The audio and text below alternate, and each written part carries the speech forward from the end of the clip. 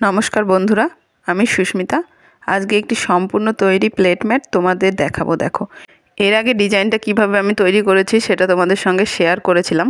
এবার কমপ্লিট হয়ে যাওয়ার পর আমি সাদা দিয়ে ভরাট করে নিয়েছি, তারপরে কাপড়টা লাগিয়ে নিয়েছি। দেখো, সুন্দর দেখে একটা সিল্কের কাপড় লাগিয়ে নিয়েছি, তাহলে দেখতে সুন্দর লাগবে। এই দেখো, এইভাবে করে নিয়েছি, সেলাই করে নিয়েছি মেশিনে।